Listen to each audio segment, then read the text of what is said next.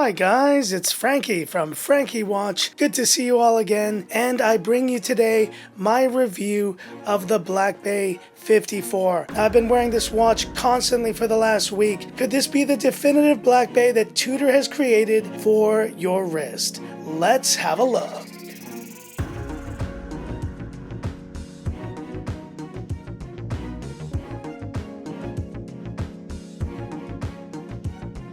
So that's right guys, I shared my first impressions and I did mention I'd picked up the Heritage Black Bay, the burgundy 41mm new version from Watches and Wonders, but I just never felt very in love with that watch. And I realize now guys, I am an Oyster fan, not a Jubilee fan. I think if I do ever get a Jubilee, it would be on a GMT Master 2. I traded in that watch plus a little top up of cash that I've received to get this, the Black Bay 54. And from all the videos I've seen, I really do think that this may be the definitive Black Bay that you have been waiting for. But let's start talking about the dimensions of this watch, because that's what makes it so polarizing yet also so incredible. 37mm case, that is the officially smallest diver that I own, is this Black Bay 54. But we're also going to take a few measurements here with the calipers. Talking about thickness, you see there just over 11mm, including the crystal. If you discount the crystal, you're going even smaller, just at around 8.5mm if you don't count the crystal, which makes a huge difference in terms of lug to lug. This is the most important measurement, I think, of this watch. 46mm just about, as you can see, and a lug width of 20, which is the same as the Pelagos 39 and the Tudor Black Bay 58, which means you should be able to use all of your 20mm straps on this watch. Now, talking about the design, this is where I think that Tudor has just nailed it with this Black Bay 54. They've done something amazing here with the thickness, and they've really been able to reduce the slab side of this watch. As you can see, it's so much slimmer than the previous Black Bay 58 slab or any of the Heritage or regular Black Bays in 41mm. Now the watch case has, I think, Submariner, Tudor Submariner, and Rolex Submariner enthusiasts just in love. Looking back to these vintage Submariners and Tudor references like the 7922, the Black Bay 54 just feels like it's from another time, but it is wholly a modern wristwatch with incredible bezel action. I gotta say, it is one of the best that I've felt from a Tudor watch. Maybe not to the level of my Rolex Submariner, but there you see they've also used no hash marks up to the 15, and it contrasts beautifully, I think, the silver numerals, which, by the way, the font on this is just incredible. You see there how they've mimicked that 7922 Tudor reference with the font and these vintage subs. They've done a beautiful job with that, but the way it contrasts with the gilt dial really works, guys. I think that this is one of those aspects that actually enhances the watch. I don't mind actually that they've removed that red triangle at the top of the Black Bay 58, which always felt a little bit overdone to me with the gilt numerals and the gilt markers as well. Everything was just a little bit too rose gold for my liking. This one takes it down a notch, and it makes the watch so much more subtle, yet so much more elegant as well. The other amazing improvement here is the addition of the T-fit adjustment on the clasp, and I think this is a major factor to consider if you're looking at the Black Bay 58, which doesn't include this. It includes the old clasp to this new one, which works really well and honestly gives you quite a bit of adjustment. There you see up to almost 5mm. Yes, we still have the faux rivets, which I'm not a huge fan of, but I think on this model, it actually works a bit better because this really does feel like a vintage watch reborn. And so for that reason, I can forgive it a bit more on this Black Bay 54. Now, I do want to compare this quickly to some of the other watches I have in my collection. First of all, we have the Rolex Submariner, the Kermit 1266 10LV, and you can see the size difference between these, the Black Bay 54 at 37mm and the Sub at 41. But you'll notice one thing immediately. The lug to lug on these, it's not much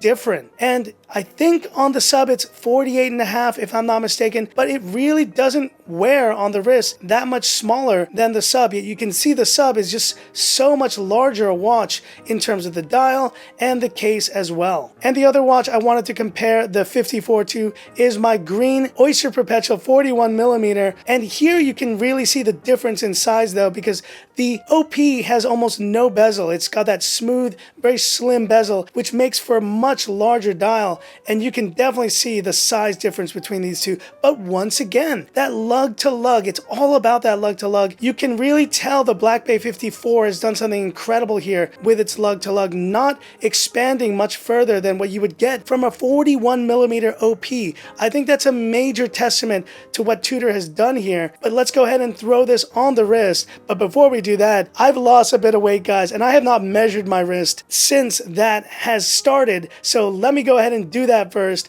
and then let's put this watch on. Now, I used to be a pretty thick wrist guy, and I think I was 7 3/4 inch, but we're going to measure here in centimeters. So I'm just going to take this over and have a look.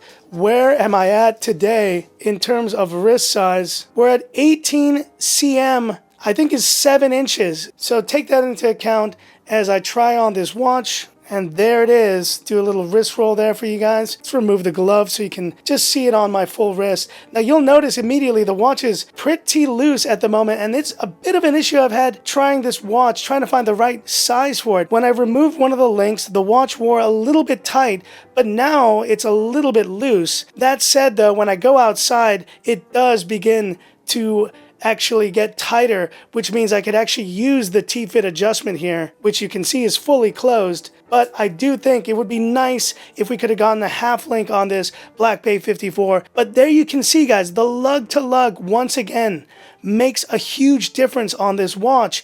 And on my 7-inch wrist, as you can see, it actually fills up the wrist almost completely. Now, at certain angles, the watch will look a bit smaller, and I think the one I've noticed is when it slides a little bit up the wrist, it just looks a bit smaller, but when you look at it directly down like this, it really does work well. And it's weird, a normalization of this size has happened in my brain over the last week. At first, I was wearing this and I said, it looks tiny, it just looks too diminutive. But in the past week, now that I've gotten used to the size, all my other watches just seem massive by comparison, and this seems like the sweet spot in terms of a daily wear that I would feel comfortable using. It's incredible what Tudor has done here, and they've really done a magic trick on my brain that this 37mm diver is the perfect size watch for my wrist. Now obviously, you know Tudor, if you've had them before, you get the standard box with this watch, and you get the tags. You have the instruction manuals, pretty standard here, and the watch itself in terms of its movement, we're talking about the MT 5400, which is very similar to the Black Bay's 5402, 70 hours power reserve, 4 hertz, 28,800 vibrations per hour, and I did throw this watch on the time graph at work, and it is running at around -2, -1 seconds, so that is also great to see. And last but not least, a quick loom shot of this Black Bay 54, which I gotta tell you, has been a pleasant surprise. It's been an incredible experience, and I love vintage subs and that vintage Tudor Submariner look. So I knew when I was trading in the Burgundy, yeah, maybe I'm losing in terms of the METAS certification and stuff, but you can see this loom is beautiful. Let me lower the lights real quick. There you see the loom, and it is beautiful. And, you know, Tudor does differentiate from Rolex, where they use that chromalite loom, which I honestly love. I wish, actually, Tudor would employ that beautiful blue hue of chromalite. But I think that's a differentiation between these two brands. And, you know, if Tudor just started doing everything that Rolex does, I think a lot of people would just pick up the Tudor. And one last thing I do want to mention here is the crown. You can see how much smaller the crown is on this Black Bay 54, but there's a watch when I've been using this that the crown reminds me of so much, and that is this OP. Look at the size of those two crowns next to each other. They're almost identical in terms of their sizing, which I just found so weird. I was just like, when I was using this watch, thinking, why does this feel so familiar? And this is the reason. There you see them. They are almost identical in shape. So if you own an OP 41 or any of the standard sizes 36, 41, you will have that same crown experience here, totally flush to the case on the Black Bay 54, which to me is an absolute plus. So that's it for this video, and my final verdict here on the Black Bay 54. Will I be keeping this one in the collection? Absolutely. I think for right now, yes, I was a bit concerned with the size, but let's face it guys, my wrists are getting slimmer and smaller by the day, and if I keep this workout routine up, then this watch is going to be fitting better and better. There's just something about what Tudor has done here. And oh yes, one last thing I wanted to show you guys is the slab thickness here next to the sub. Look at that guys. For the first time ever, Tudor has released a diver that is almost matching in terms of thickness the slab side of a Submariner, which I think a lot of you guys appreciate about the subs is how slim they are on the sides. This is the first Tudor diver that can even come close to matching the sub's slim side case. And for all those reasons, the beautiful gilt accents, the really great clicky bezel, T-fit clasp adjustment with a pretty solid taper here from 20 millimeters to 16, and once again that beautiful vintage sub and Tudor Submariner charm that this watch evokes. I think this truly is the best Black Bay that Tudor has ever released, and for that reason alone, I think I will be keeping this one in the collection for quite some time. But hit me up in the comments. What are your thoughts on the Black Bay 54? And do you agree that despite being a 37mm diver, it wears so beautifully on the wrist? Hit me up in the comments. I'd love to hear about it. And that's it for this video. If you liked it, give me that thumbs up. And if you love the content of Frankie Watch, subscribe to the channel, hit that bell icon for future updates. Thanks again for all your support of Frankie Watch, and I hope you enjoyed this review of the Black Bay 54. If you are on the fence about this one, don't be. Go pick it up. You'll thank me later. It is that good, guys. It is that good. So that's it. And Frankie Watch says, time's up. Have a good one. 37mm divers. Who would have known, guys? Who would have known? Oh, yeah.